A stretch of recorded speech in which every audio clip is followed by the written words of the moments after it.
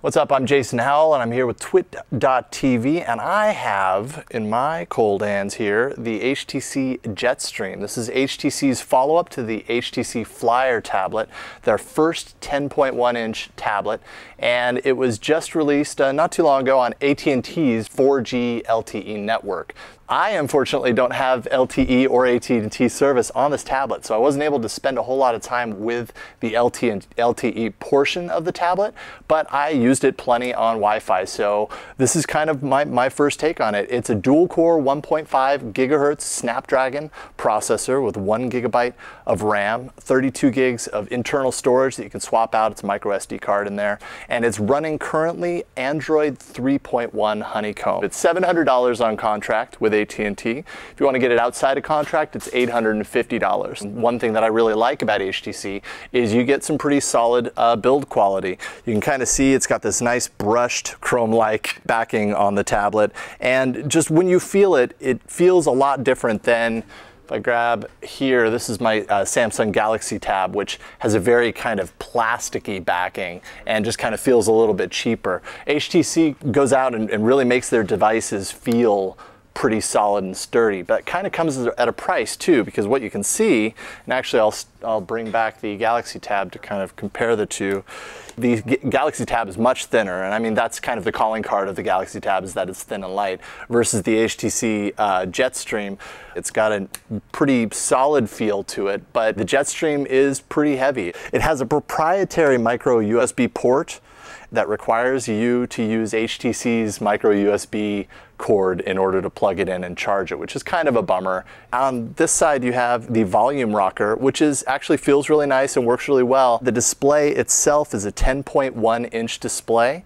It has 1280 by 800 resolution, it's WXGA, and which sounds great, and it's really super bright and punchy.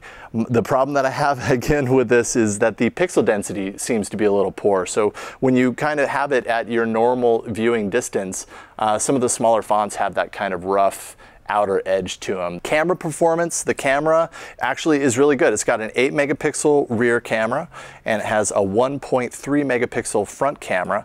And you know, I don't really take a whole lot of pictures with my tablet, but if you happen to have this tablet and you're taking pictures, I mean, the rear facing camera actually has some pretty good detail to it for the most part. If you get really far in, you start to see a little bit of that crunchiness, but I mean, 8 megapixels is decent, and HTC has pretty decent cameras in a lot of their devices. This is no different. System performance. Now, it has that really kind of chunky dual-core 1.5 gigahertz Snapdragon processor, so you'd hope that it would perform really well. The gaming performance on this tablet is actually pretty solid. You see a lot of the details are just super fluid. It responded really well in a gaming perspective.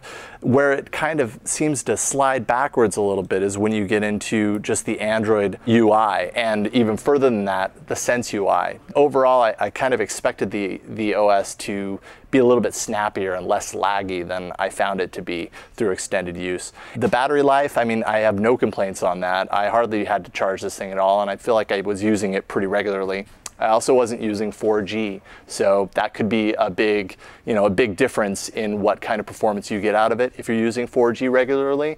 And finally, you might notice that I've been doing this review with the HTC Scribe digital pen. It does kind of feel like an afterthought. I guess with a stylus, with a digital pen like this, you kind of want a place to put it, and there's no place to put it. It doesn't come with the tablet. It's an extra cost on top of the accessory. I think it's somewhere like $70 to $80 extra if you want the pen. But when you have it, I mean, it was the problem that I ran into. It was like, okay, well, where do I put it without losing it? And when I want it, it's not there with the tablet. Overall, if I had to choose whether I recommend the HTC Jetstream or not, I'd have to say I probably would not recommend it as a buy. I certainly wouldn't buy it for myself. The cost, the extra cost, isn't justified in my mind. Having said that, if you have a little bit extra money to spend and you're a huge fan of HTC hardware, you might find the justification. So I would recommend you go to AT&T, check out their HTC Jetstream, and see what you think of it. It's certainly a nice piece of hardware. I just wouldn't shell out my hard-earned money for it. I'm Jason Howell with TWiT.tv. Thanks for watching.